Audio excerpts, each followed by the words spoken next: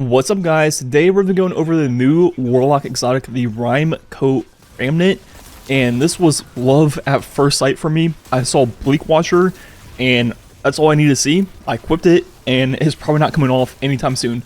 I love this exotic. So looking at what it does, your Bleak Watcher turrets are enhanced with extended range and are surrounded by Stasis crystals and a storm. While standing in the storm, you are granted icicles over time. Icicles activate when you fire your weapons, applying slow to targets they hit. So there's a lot going on with this exotic.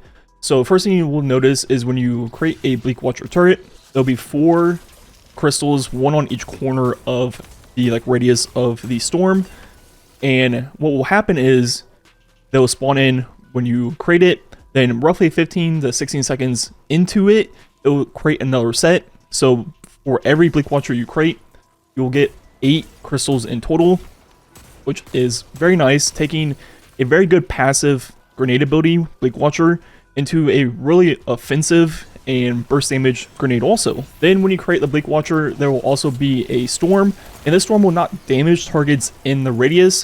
What it will actually do is when you're in the radius, it will give you icicles, which you'll see in your buff tab, named as Bleak Domain, up to 5 of them. And every single time you shoot, you will have icicle rounds, let's say stasis rounds, that will slow targets. And if you're in the radius of the storm, it'll constantly refresh. And if you're using a single shot weapon, you pretty much have infinite. Then if you leave the storm, they'll linger for a little bit. They'll eventually go away. So you really need to be standing in the storm to take advantage of these slow rounds. And what these do is when you hit a target, it will slow them. Every second shot will freeze the target. So yeah. Between the Bleak Watcher itself, between your icicle rounds, just everything's slowed and frozen in your sights, along with the crystals being formed 8 times per Bleak Watcher. So we're taking one of the best ad control abilities in the game, Bleak Watcher, and adding in slowing rounds and crystals for burst damage and great AoE actor. The last thing is that it also has increased range. This is about the exact range of it. It's very, very far, more than you'll ever need in PvE.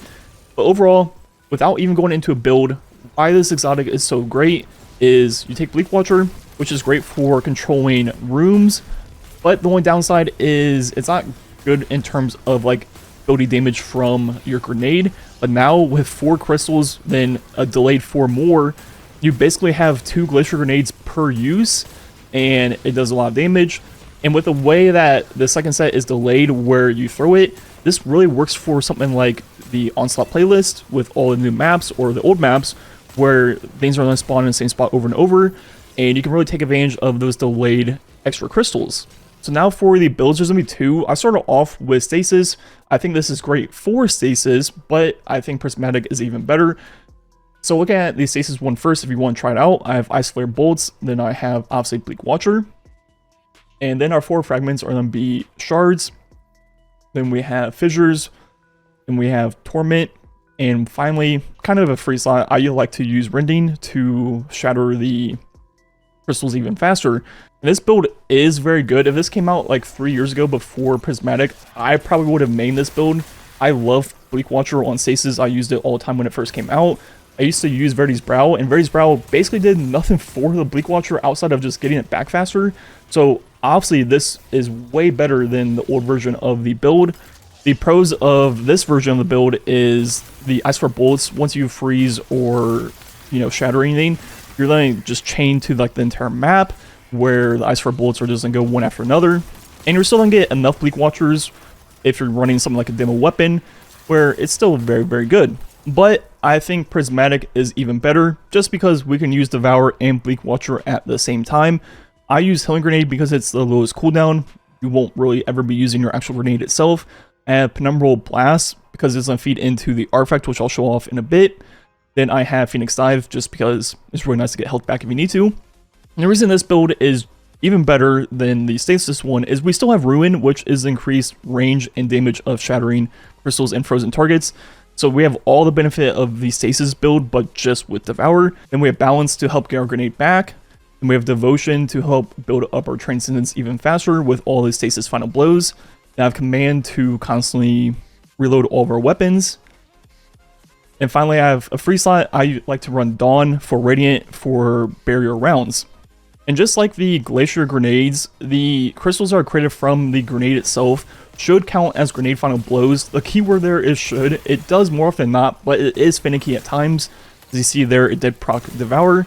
So that's the way you're going to proc Devour with this build. Once you have it going, you'll be good to go. Which leads into my mods. I have a Stasis Siphon, or matching whatever weapon you're using, kind of free slot, heavy, or special finders.